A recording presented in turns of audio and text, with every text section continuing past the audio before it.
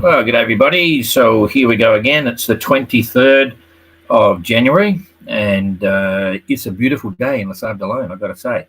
The weather right now is all a bit crazy, though, because Les Sables d'Olonne, in case you didn't know, and I think you probably do, is in the, what would you say, the northeastern corner of the Bay of Biscay, which is always stormy, and the Vendée Globe fleet is heading up towards Les Sables d'Olonne now. We're expecting a bunch of boats to arrive starting tomorrow, and they, probably that next 36 hours is about 5 or 6 boats coming in, and I'll show you there's some serious weather out there at the moment, which is what I've shown you before. It's driving the trade winds down the bottom of the Atlantic and so on.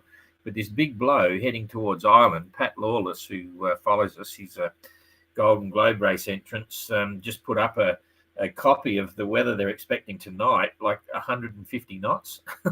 It's really blowing its proverbial tits off. But anyway, certainly I just checked on Windy before, and it's Windy is suggesting it's going to peak at about 120 knots or something. And the Vendée fleet coming up by Cape Finisterre now squeezed in between the system, and it's all growing. And they're all saying, and the sea's apparently already up to 4 meters. But the seas out there are going to be over 12 meters. That's a forecast sea of over 12 meters. And that means if it's forecast, you can add on another 20% or more. So that's sort of like, 14, 15 meter seas out off to the west of Ireland, which is nuts. Anyway, good time to be sitting here in a beautiful sunny day, blue sky, not a cloud in the sky, quite warm relatively, probably about 7 degrees or something, 8 degrees. And here we go. So I'm going to try a few things on this. I've currently got a whole bunch of windows open along the bottom, and I'm hoping the internet is going to hold up, because I'm going to do a slight tutorial, which will only take a few minutes, on how you go on any video on YouTube, and you can put auto captions on that in the language that's being spoken on the YouTube channel, and then I'll show you how to actually translate that automatically to any language you want. You've got a whole selection there, and I always have mine set up for auto translate the French YouTube videos I get, especially from Ada. She does a good commentary on the Vendée and all sorts of other things, as well as all the French ones we follow. And I always get the captions, and they're automatically translated into English. The same as on the posts on Facebook. When we started doing the Golden Globe race, we had to do everything in English and French and so on and so forth. But now we've just given up on that, because I think everyone understands how you actually just simply get auto translate on your post, no matter whether it's German or English or French or whatever. And that makes life really simple. It's enjoyable. You can follow a lot of stuff. So we'll get into that at the end of the tracker. And I'm going to show you just an interesting point about how you follow the events, the Mini Globe race and the Transat, which you're already doing, so you probably already get it. But I've got we often get feedback and emails from various people about what we're doing and how we do it. And one quite knowledgeable guy who's been in the industry for a long time sent us a nice email. It was constructive criticism saying, you probably should be doing this or could be doing that to increase your capture of audience, because he knows the events are fantastic, and everything was there. He couldn't find it. He missed the obvious. And sometimes, even when we're trying to design the website with Rob, Rob's very good at what he does. He's our digital manager. Sometimes we can miss the obvious because we know where it is, but other people don't. So I'm just going to show you a screen and just remind you how you get to it, in case there's new people on YouTube or haven't actually been on the website. Some people pick this up just from social media, and they're non-sailors. They just love the whole drama and the stupid things that we all do, the way we explain the race and how it all works. So I'm just going to go through that at the end as well. So anyway, but for now, let's get straight into the tracker, and we'll talk about the rest of the stuff once we've given you a bit of an explanation here. So I'm hoping that's the right one. Now I forget which one. Hang on, I'm just going to check something here. That's small boat thingo. So you've actually got that one. So we both should be on the tracker right now. Okay, and I will now just come down here and put a couple of extras on. I always like having the grid on. I'll decrease the size. I've got all these screens open, so I've actually got a smaller screen than you're actually seeing right now, which is kind of interesting. Anyway, there's the fleet all looking good, and you can already see it's a little bit patchy with the weather maybe. You've got this yellowy patch here, which is 28 to 30, gusting maybe up to 35, bigger seas as well, little patch back there. Interesting if you saw Dan, the holiday man's report, he had some squalls and got sails wrapped up and still saying it's kind of fun, 25 knots. And others have got more than that. They're quite relaxed. It's very interesting. In fact, Jane was just saying how it's fascinating watching the various posts, because this is unusual for us with the Golden Globe and the Ocean Globe race. We don't let the entrants post off their boats. And so now that it's happening with the Mini, you can see when boats have got exactly the same weather or similar weather, and you look at the difference in the way they're posting and the stories they talk about, it says a lot about the entrants and the way they're sailing and how they're coping with the weather and just life on board. There's marked difference. If you look at Renaud on Capuchin, he's completely relaxed. He says, "Oh, great, blowing 25, 28 knots, perfect. We're out of here, boom," and he's boring along at 6.1 knots or something. And then someone else who's getting less than that, oh, jeepers, what I'm going to do, blah, blah, blah. Not quite like that, but it's fascinating to watch this interplay. And the boats are different as well. Of course they are, in terms of the way they live on board. Some are really comfortable, some are stripped out and lightweight, some are in between. And each sailor's got their own character, and it's really starting to show. Anyway, moving right along, coming right back here to Popeye. I'm glad to see he's straightened up. He's been a bit all over the place. I think this direction here was because of the sea state, but he's now back on track, because there's one thing's for sure, you're going to get home quicker if you're pointing towards home all the time. And for a while there, he's heading back up towards New York, I think. Anyway, he's moving right along at a great rate of knots, 5.1 knots average speed over the last 4 hours. He's got something going on with his 24-hour run, and it might be partly because he's still over this overlap of the rum line down here. It just measures the VMG against the rum line, which is going this way. So you can see it would be real if he was going in this direction, but because he was going up there, it looks as if he hasn't gone very far. He was certainly going slower, at the beginning of the last 24 hours, but now he's really cranking on a bit, which is good to see. And Jasmine playing around with flying fish and food. I think, well, we certainly know that she had the Starlink flashed up with the video that came off, and that's good to see. She's the only one with a Starlink operational at the moment, but there's another one coming in the MGR with Ayrton. Anyway, it was good to see. She hasn't done 236 nautical miles in the last 24 hours, but she's been doing pretty well, doing 4.2 knots. So Popeye is gaining on her at the moment. So that's interesting. Now we come up to Argo up the top, doing very well, 5.3 knots. They got plenty of breeze, maybe a little bit more stable up the top there than a bit further down, and did 127 nautical mile a day.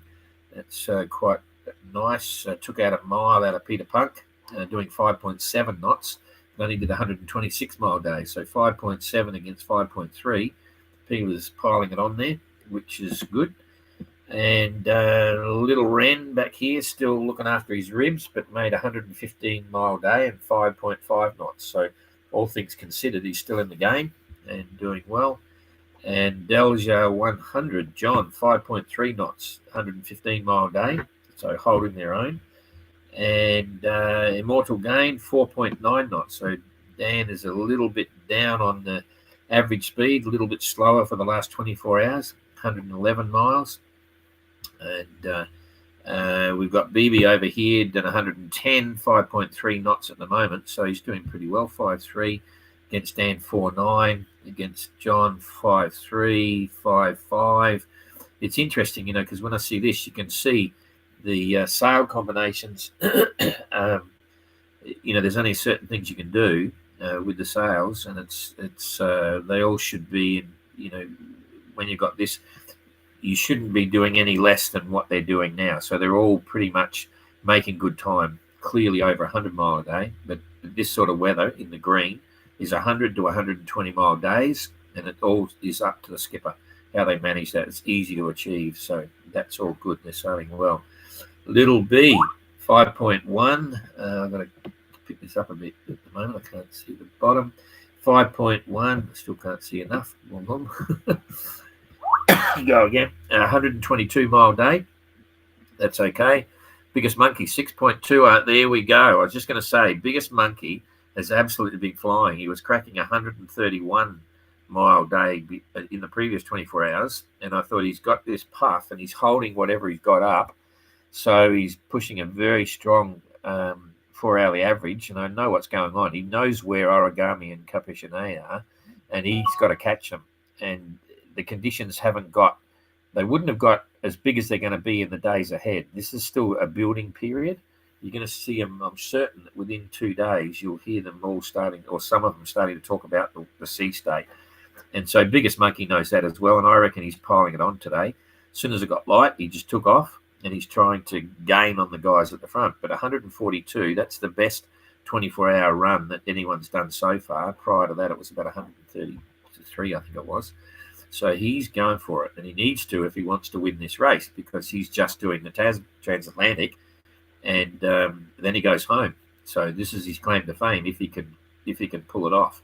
So by comparison, little B should be the same thing, but Dan's got a bit of an issue. Still got this sort of bit of a back pain. It's not a problem. He'll get over it. He's managing it, but it may be slowing him down a little bit. In fact, I'm pretty confident in saying that it is. But that's how sailing works. Origami, on the other hand, that's close to his fastest day as well. Not his fastest average speed, 6.1 knots.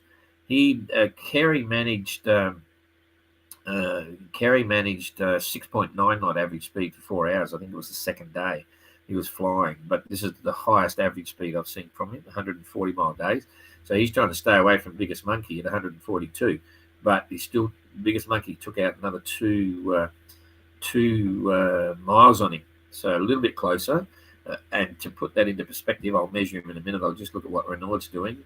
Oh, jeepers, not as good as the others. 136 mile day, which would normally be quite substantial, but when you've got the other two going for it, that's how it works.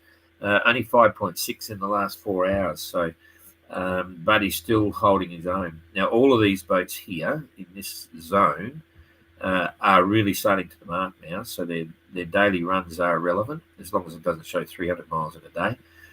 So it's really pretty much a boat race now. Excuse me, and it's all kind of fun. So let's just have a look at I could work it out off the distances, but sometimes it's nice to use the measuring tool for those that play around with this. If you're watching it on the phone, you don't get these features on the phone app. You just sort of get it here. So okay, let's go from the transom of Caption to the transom of biggest monkey. You got 80 miles. So you can see that you can't afford, if biggest monkey, if Niels wants to win this race, and let's say there's probably 14 days left in it, no more, 14 days. If you just take out 2 miles a day, that's only 30 miles, near enough. He's got to take out at least 4 miles a day to give him a chance. 4 or 5 miles a day, something like that. So it's still achievable, but he can't afford to, sit behind too far. We know the boats are talking to each other now, which is cool. They're only 20 miles apart between Renaud and Kerry, and that's quite okay for VHF. So they could be talking. Argo and Peeler, they could be talking as well. John and Adam, they should be talking together. The rest of it's all by WhatsApp on their various forms of satellite communication. So all pretty good there. I think we can probably go to the leaderboard, just have a crack at this, just for the hell of it. Hang on, I'm not sure what you're seeing, but I'm going to push this right up here now. Yeah, very interesting. 142 mile days. That's impressive for biggest monkey. The best 24-hour run we've had previously is 153, I think it is, mile a day. So still not quite there, but to achieve that, that was Michael in the 21 race that I was in. They were really stressed under kites, putting the mast in the water just about, crashing around, blah, blah, blah, stressed and broke spreaders. Blah, blah. That was Etienne and Michel in 21. So 142. It'd be interesting to hear what he's up to, and it may come later. Anyway, the other thing is the ETAs. You can see what happens here when the boats are really hightailing it, and it's got even more apparent now. Renaud is suggesting if he could maintain that speed, and I doubt whether he will, but he could, because the weather's going to hold up, he could be arriving on February the 3rd. So Urchin takes on the role of receiving race director at that rate. And also Origani will beat us. Biggest Monkey will beat us because we're not there until late on the 4th. Little B would beat us. Ooh, jeepers, it's going to be a bit grim if we're not there. Anyway, we'll just see how it goes. But I think it's suggesting they are going to make good times because we know the weather's going to hold pretty much like this for the next, at least 10 to 14 days, which is 2 weeks, and that's when they're going to be in by. So the race is on for sure, and they may well beat the record, which is 26 and a bit days. The rest of it's pretty straightforward. If you look at Popeye was looking like way back before. Now he's got a bit better, 20th of February, so no, not so good. That's not been updated. Let's see. 12 o'clock, yeah, he's been doing more than 3.1 knots. There might be a bit of a glitch there, but that's not very cool. That's not quite right. So we won't even talk about it. But the restart is on the 23rd of February. Okay, so I think that's all I can really give you for now. We'll come off onto this one and we'll talk about a few other little things and look at the comments. Now I'll go straight into the tutorial of, if I hit this one, we're going to go straight there. Okay, so this is the screen which you're looking at now. I've got to get onto the same screen, and I think it's this one here. From YouTube. This is Ada's latest report, I think it is. Yeah, it's maybe a couple of days ago. Hang on. This is on the Vendée. This was 21 hours ago. Okay, so they're through this a bit. So I'm now going to build this up to full screen, and hopefully this is going to be okay. So you've now got full screen there, and I've lost my controls off the side. That's interesting. Okay, so I'm just going to hit this. I don't know whether you'll hear it. Et il souffre un peu, car peu de vent maintenant, regardez, et ensuite, pour contourner le cap Finistère, des vents contraires de nord-nord-est, avec une mer à 3-4 mètres de creux, c'est vraiment pas terrible. Mais ce n'est pas terrible, il va avoir un petit peu, il va encore galérer un peu pour passer ce cap Finistère, mais cela devrait s'arranger pour lui. Ensuite, dans le golfe de Gascogne, même s'il va pas vite maintenant et qu'il bagarre avec le vent, après, il devrait accélérer un peu pour une arrivée toujours prévue la nuit prochaine au Sable d'Olonne. À ce moment, on donne à la louche entre minuit et 8 heures du matin. Je viendrai avec plus de précision demain en début d'après-midi pour qu'on y voit plus clair. Je vais peut-être aussi demander à Xavier Macaire un peu plus de détails sur les conditions de mer, bien que là, on les voit quand même, on voit un peu ce qui se passe. Clarisse a peur d'une tempête, je vais y revenir tout à l'heure. C'est une tempête qui va se former sur eux dans le golfe de Gascogne. Vous la voyez là, vous la voyez bien là, mais revenons d'abord au poursuivant de Jérémy Bayou. Pour une fois, essayons de faire les choses dans l'ordre. Et comme je suis malade, j'ai le cerveau un peu embrouillé, donc je vais essayer de rester logique. Donc Jérémy, il a bien joué cette nuit, il a bien distancé ses poursuivants, on le voit. Eux, ceux de derrière, Paul Meillat, Nicolas Lundven, se retrouvent déjà relégués à la louche. Regardez où ils sont, à une dizaine d'heures derrière lui. Il assure en principe sa 4e place si rien n'arrive à son bateau, on touche du bois, mais il ne devrait pas faire mieux que l'ancien record d'Armel Lecléache, ce qui, au-delà de la 4e place, aurait constitué tout de même une petite satisfaction pour lui. Alors, cinquième ce midi, Paul Meillat sur Biotherm et Nicolas Lundven, Superbe, sponsor 21, on le salue. Ils n'ont pas pu faire la même manœuvre au large du Portugal que Jérémy Bayou et ils se retrouvent maintenant auprès dans une mer assez forte.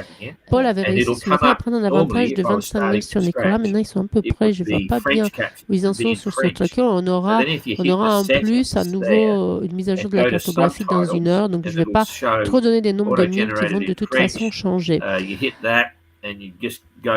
Presque une centaine de milles derrière, nous avons Sam Gulchil Vulnerable qui reste pour le moment 7e, mais la menace Justine Metro, Teamwork, Team Snev s'est fait très pressante. Sam a fini la réparation de sa grande voile. Je vous mettrai la vidéo à la fin. Il devrait la renvoyer dans la matinée, mais renvoyer la voile, donc il faut qu'il l'accroche au mât, qu'il la renvoie. Il faut que ses réparations tiennent parce qu'il a utilisé tout ce qu'il a pu, tous ces petits bouts de colle pour coller. Il m'a beaucoup touché. Je vais peut-être mettre ça à la fin, sa vidéo, si je ne suis pas trop longue. Sa vidéo aussi, parce que j'en ai fait une hier aussi sur Camp Shield. Il me touche beaucoup, ce garçon. Mais bon, les conditions ne sont pas simples pour finir comme lui, la course avec une grande voile fatiguée, dans la mer qu'il y a en ce moment, avec les conditions de mer qu'il y a en ce moment. On reviendra demain avec Xavier s'il est disponible. Lui, ce qu'il veut surtout, c'est que la réparation tienne pour l'amener à bon port. Et donc, d'ailleurs, la direction de course donne déjà Justine 7e, d'ores et déjà Justine 7e aux arrivées au Sable d'Olonne, parce que je vais vous mettre en commentaire toutes les ETA à ce moment, mais pour le moment, là, si la direction de course nous met Paul Meillat et Nicolas Lundven entre le 24, donc entre midi et 18h, on a Justine dans cette nuit, en les suivant dans la nuit, et ensuite Thomas Rouillon dans l'après-midi du 25 et seulement ensuite ou avec Sam Gulchil dans l'après-midi du 25. Donc on va voir tout cela parce que ça sert à rien de donner les ETA trop en avance. La météo est trop confuse pour le moment pour qu'on puisse mettre clairement qui arrive en numéro 5, 6, 7. That's it. Now it's one. Is that just one, Jane? I'm going to remove that one completely now. Sorry? Now I'm at the bottom with all sorts of stuff going on here. Jeepers. Okay. Now I've just lost it, I think. On va voir tout ça un peu plus en détail demain. Aujourd'hui, parlons aussi un peu de la tempête qui concerne Clarisse Kremer, Benjamin Dutroux et Sam Davis.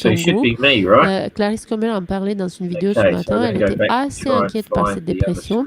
Elle est 11e, elle est pressée d'arriver à la maison. Vous avez vu ma vidéo d'hier. Elle le dit, sa maison commence à lui manquer. Elle en a un peu marre, je crois, de cette fin de course. C'est sûr que son bateau la bouscule bien. En plus, les conditions, elles ne sont pas terribles là. Elle le dit très justement ce matin. Je suis peut-être...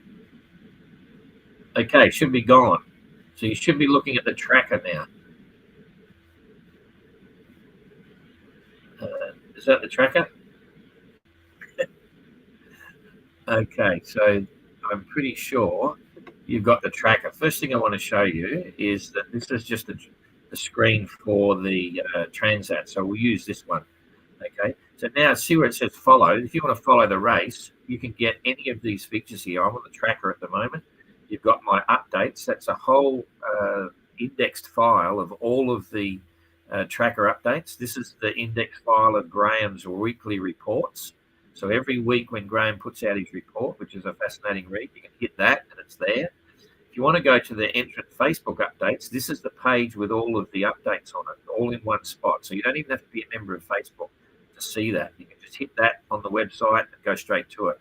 This is all the boat tours. This is the 2023 tracker. So if you want to see the previous transatlantic race, that's it there. And that's the 2021 event, which I won the seniors division. Whoop, whoop. So that's where they all are. So just to give you an example, well, that's the first part. And I'll take you now to the home page. If I hit this, here's the home page, right? And I'm going down. There's the boxes. There's not as many boxes there yet because we're still putting them up. Rob's going to put a couple of more of the, the items from the follow.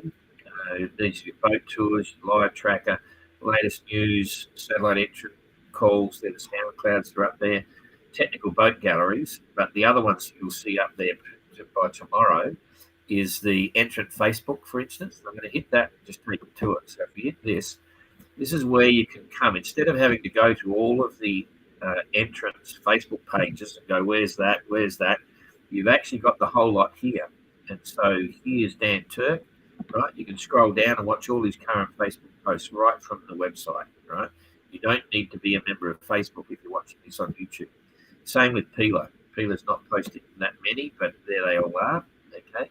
And then you come down, you've got Jasmine's. There's Jasmine's latest post with the flying fish that we haven't shared yet. So I wanted to show you this. There's the one about the self-cooking noodles in the pot in the sun, and so on. So there's all Jasmine's posts on the website. Here's Adam again. There's all Adam's posts. So all of the entrants are there. Dan Turner, John, it's all there. Kerry Harris, Josh, who's just about to leave. He's leaving in a couple of days to go to Antigua. Urton's posts are there from Trekker, and so on. Now, the ones that are missing, Christian there, and the, where's the other ones? Others that aren't there yet, that's because they don't have a public or a business type Facebook page. We've asked them to do that so that then in future you want to get to the post, go straight to the website, go straight to the Facebook page, and they're all there in one spot. So the other one is the weekly reports, weekly archive. This is Graham's report. There they are there. He's only done a couple, but they're there in index form. There's the Graham's introduction summary report. This last one, I said it was 6,000 words. It's actually 3,000. It's really interesting. So if you haven't read it and you've got time over the weekend, have a read. You won't regret it. Facebook got boat tours. You want to go to the boat tours, you just hit that and bingo. There they all are. Okay, they're all indexed there. And we'll be putting Christian's up this afternoon. We just did Kerry's yesterday. And if you haven't seen, he used to be flying big Sea King Mark 6 helicopters and in charge of an aircraft carrier nonetheless. There's a fascinating conversation at the end of Kerry's boat tour, which surprised a lot of people and shocked a few people. He's quite a character. So, like all our entrants. Anyway, that's enough of that. I think we've covered off on that. I'll come back to me and I'll go through the comments. So you've got the tutorial. You've got a bit of blurb there on what goes on. And now we'll just go through here. And I can't control. There it is. Okay. Okay, John. Alenka's back. Good to see you taking a break from the boat. You forgot to change the title again. Oh, cheapest. I did too. Okay, so you've got the wrong date, but I'll sort that out in a minute. You have no time to watch, Alenka. Hurry up. Yeah, build your boat. I agree. You should have been here. Now we're going to look forward to that. Alenka's solo lady builder. Fantastic job. Long story. Hull number 2. Been at it for a while. We're up to hull number 256 at the moment. John, I think it was, that just starting to build hull number 256. She's working hard. That's cool. Good on you. I know you are. As well as everything in life. I shouldn't go there, but yeah, Alenka is never sit still. It's fantastic. Elizabeth, Alenka, I'm quite literally waiting for a day under 32 degrees C and less than 75% humidity so I can do some epoxy. They just recorded nearly 50 degrees in Western Australia. I think it's Port Hedland. It was 49.8 degrees Celsius. Unbelievable. There's a bit of heat wave going on over there. I guess some could say it's global warming. I don't know. I didn't say that. Graham mentioned some heat wave time in Aussie. Yeah, stay cool. Rachel, afternoon all. I found in the last 24 hours that Facebook is showing less updated, less of the links to the 580 pages, similarly to the competitors' pages too. That's interesting. It all comes down to the algorithm, and it's hard to understand how to control it, which we can't. But if you want to do us a favour, a big favour, you can help us greatly just by liking and sharing. Like and follow the Facebook page. Subscribe to the YouTube page. Even if you put a comment on there that just says, "Oh, that's cool," more comments a post gets, the more likely it is to be shared. And the same with the just put an emotion. You like it, you hate it, you think it's funny, ridiculous, whatever you like. That helps the whole thing. So greetings from you, g'day Bob, g'day Rex. Rex, forecast 37 degrees in Brisbane tomorrow. Bloody hell.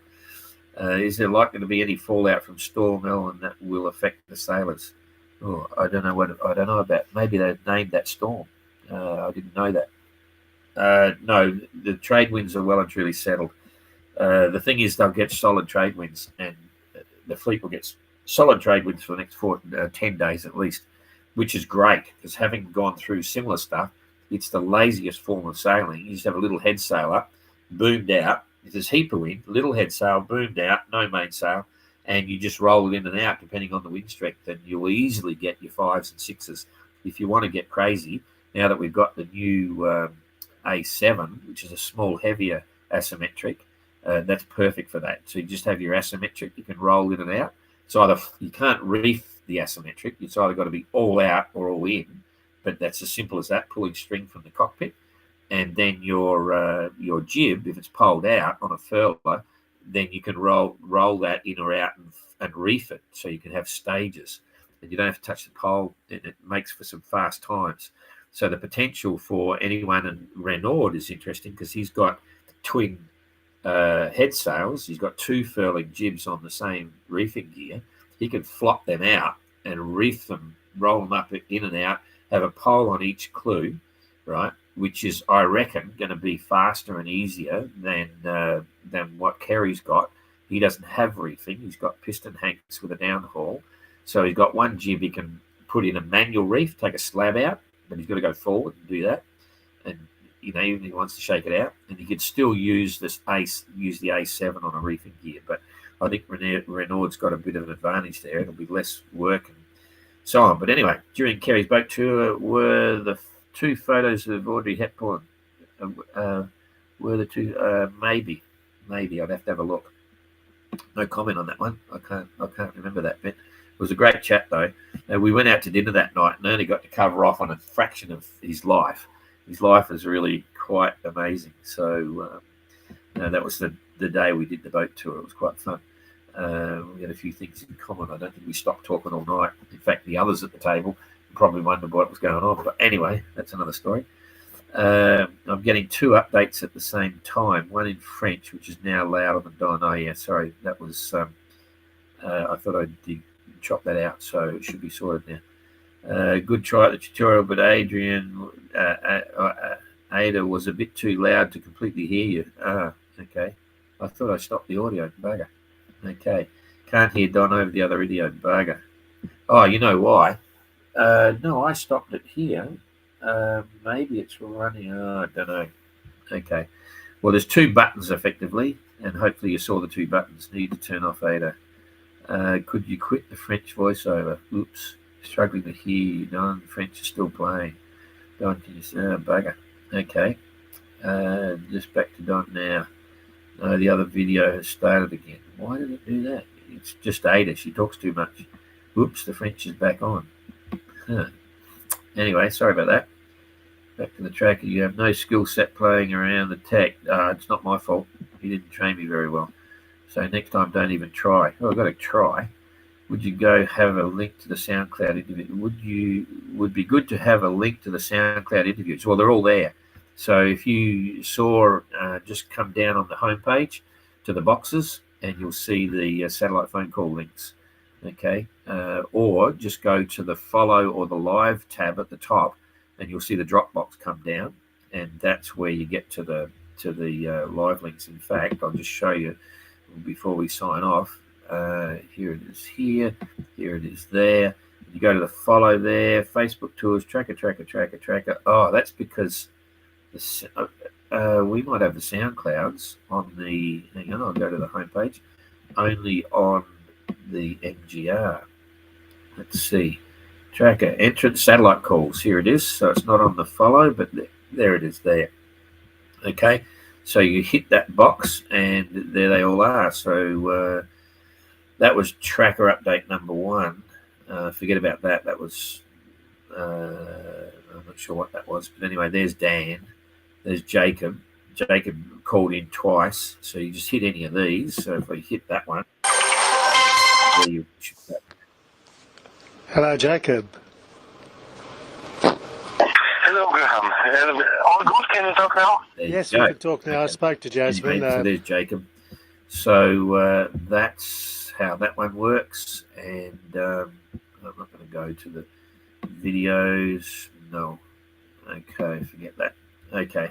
So come back here and come back to me. That answers that question. And I think we're just about done. Rex would be good to have into Alma. Don wants your guys'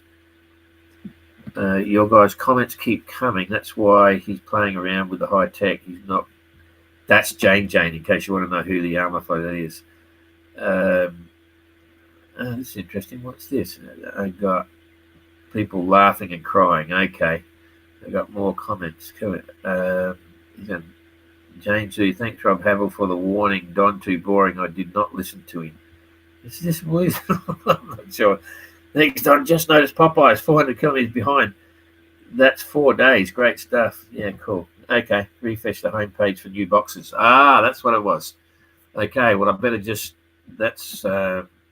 We'll just have one last peek before I come back to this. Is that the screen? Yes, it is. Right, Rob's telling me to. But if I do that, I'm going to lose it. I'm going to try it, but we'll probably lose it. No. Okay, come back here. I might have to turn it off to get the new boxes. Entrant tweets, onboard footage, placement, entrant calls, Facebook, entrant tours, Facebook. Yeah, so it's all there now. Okay, so I didn't renew it. I don't even know whether you're seeing this, but there's the entrant Facebook updates on the Transat as well. Okay, boom, boom. All right, so I think we're done. Just one last thing, if you're still interested. Interesting point. We had a bit of an issue with these things. With the 580. This is just going on to increase your knowledge of sailing and bits that happen if you're that way inclined. This is a PAB, this one here. It's a personal AIS beacon, and it's very simple because you can actually have this attached to inside your life jacket by the with a firing pin strapped alongside your manual inflation tube that you blow up blow your jacket up if you've got a problem with your bottle.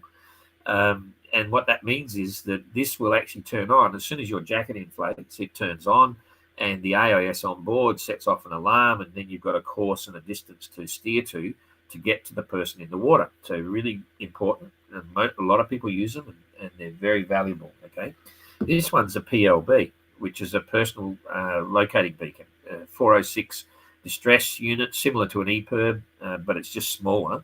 So an EPIRB is guaranteed to operate at minus 20 or 20 degrees C temperature for a minimum of 48 hours. This one's guaranteed to operate minimum of 24 hours. In reality, they'll usually last longer.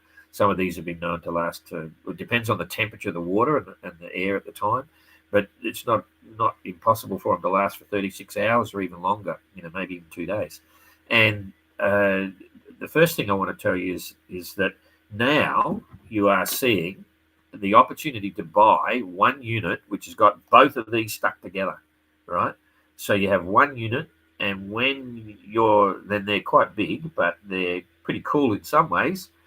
And it means that when your life jacket inflates, the PLB is going to go off and the AIS is going to go off, right? Now, two issues there. My personal opinion is those sort of units have a place, right? But if you're a solo sailor or a crewed sailor on a boat at sea, I don't think my personal opinion is they're a pain in the ass. And I said right from the word go that that's a problem, because if it ever goes off, you sometimes don't want a PLB to go off because no one's going to pick you up in the time you got there. Sometimes it will, but it creates issues. And I started to warn people. I said, look, if you have a false alarm and it happens, that'll be a real nightmare. In the OGR, we had about 5 or 6 of those dual units go off inadvertently, which was a complete pain in the ass. And we banned them. We've now banned them. In fact, they were banned even in the OGR, but some of the people didn't get the advice because we banned them just before the start of the race. and some didn't get, so we gave a dispensation. And the ones, there were 2 boats had a dispensation. That's where all the pop-offs were going. And when we were dealing with the MRCCs about that, the MRCCs were saying they're having a big issue with these, with fishermen and all that sort of stuff. So when the AIS one goes off inadvertently, boom, the PLB goes off as well. The AIS has nothing to do with satellites, right? Technically, right? They're only meant to be short-range alarm that goes back to your AIS on board the boat so you can come and get picked up. Or another boat coming past has got their AIS on. They'll see the signal and they'll see the visual indicator and say, shit, someone's in trouble with their, with a PAB that's gone off. So that's cool. But as soon as you go PLB, you put that on, and it's in the international system via satellite into the local user terminal, straight to the closest rescue coordination centre, and their ears pick up and say, what's going on? Someone's in real trouble and so on. So just a personal reflection, if I had to buy anything, and certainly our events, they're banned. We had 4 of them pop up in the boats inadvertently, because I forget why, because I'd given an advice, but I hadn't actually put in the notice of race or whatever it is. And already we had an inadvertent activation. And it's just something to remember. The beauty of having independent ones, you can decide when you want to set off your PLB. You can certainly have that go off automatically in your jacket.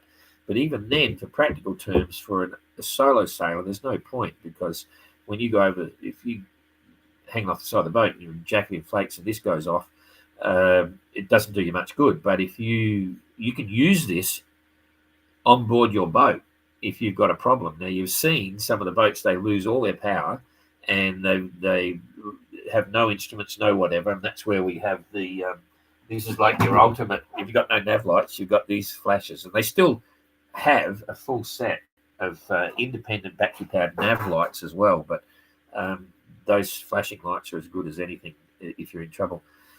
But if you're about to get run down by a ship or something, or you couldn't call the ship on your radio or whatever it is, and you're sitting in the cockpit and you've got this ready to go, if you turn it on, the POB will light up the bridge. Their AIS will light up straight away, and there'll be a direct line going straight to where your boat is. That's how these things work. And so they'll really pay attention, and they'll get on the radio or they'll do something, and then you can signal it, hey, I'm in your way, boom. So you can use it as anti-collision. If you're in the life raft, your life jacket's inflated, whatever, you take it off or turn it off. When you see a ship getting close, you can indicate where you are using your PAB. And in fact, in the GGR now, it's in notice of race. We have transponders that you can't see because the GGR is by satellite, no satellite, so you're navigating by sextant, so you can't have an AIS on board the boat that shows you the GPS position of all your other boats coming and so on. So we have a requirement. They have a blind AIS, so all the ships can see them, but they can't see which ships are there. They just know there's a ship out there somewhere. And but now, through the experience of Kirsten trying to locate Tapio in a life raft, he could see her, but she couldn't see him, even though he had the PAB. So now they have to have an iPhone on board, which is the way you read the AIS transponder, and that means all the GGR entrants can break the seal on their iPhone and use that to find someone in a life raft. One final comment on PLBs is one of my pet hates. We do some really strange things with our safety inspections from past experience. And a lot of people now get it and are doing something similar. We started this a long, long time ago, and they've always been doing it. We make people go through the motions of turning on and activating their PLBs with their eyes shut single-handed, because if you're floating in the water, it's quite possible that you've only got one hand that you can use because you might be needing to do something else. It'll be dark and at night time and getting splashed around. You need to know how to turn these on in the dark. And, it's something a lot of people never used to think about.